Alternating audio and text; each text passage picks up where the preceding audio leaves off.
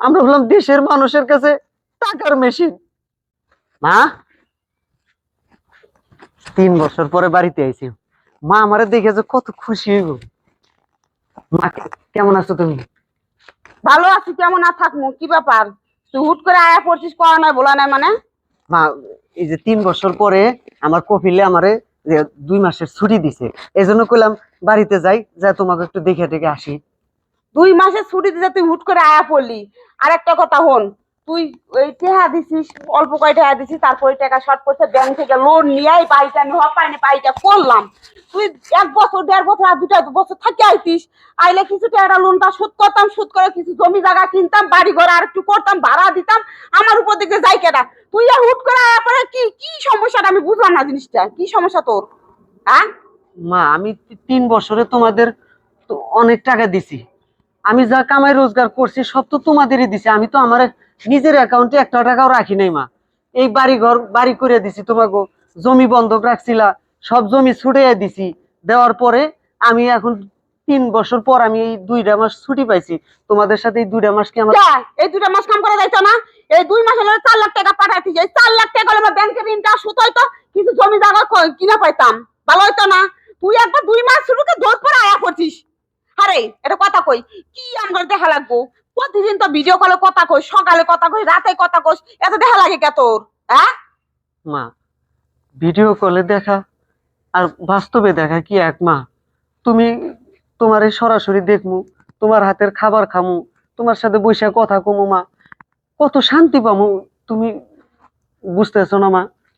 এমন ভাবে কইতেছস, শোন, তুই এমন ভাবে কথা কইতেছস মনে কোনোদিন আমার হাতে রান্না খাই ছোট থেকে পাইলে বড় করে খাস নাই কোনোদিন। কতই খাওয়াইছে তোরে, এখন কত আশা করছি তুই আর কয়টা মাস থাকতিস, কয়টা টেহা পাঠাইতিস, আমি একটু শান্তি করে থাকতাম, খাইতাম। কতগুলো টাকা ঋণ আমি এই টাকা কোথা থেকে শোধ করবো কসে? হয়েছে মা। আসলে কি একজলা।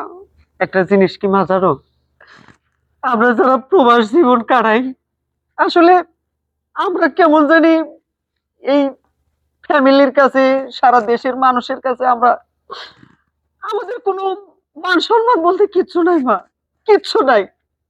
আমি 3টা বছর 3টা বছর আমি প্রবাস জীবন কাটাইলাম। আমি নিজে খায়া না খায়া, রোদ্রে বৃষ্টিতে ভিজা পুইরা তোমাকে 3 বছরে আমি প্রায় 10 লক্ষ টাকা দিছি মা। এই 10 লক্ষ টাকা দিয়া তোমরা এই বাড়ি করছো, এরপরে জমি জমা ছুটাইছো।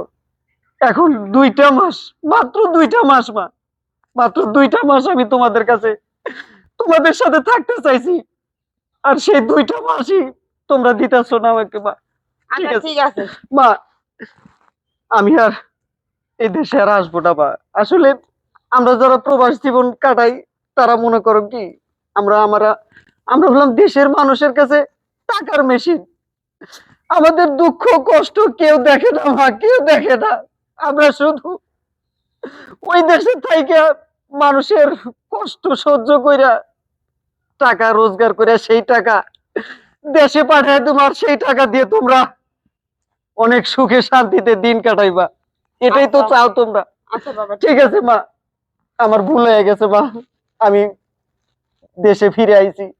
আমি আর জীবনে আসুক না মা, যতদিন বাইসা থাকুক, আমার শরীরে যতদিন এক বিন্দু রক্ত থাকবো, ততদিন পর্যন্ত আমি তোমাদের রোজগার কইরা ভরপুর টাকা পয়সা আমি তোমাদের পাঠাবো মা, আমি তোমাদের পাঠাবো মা।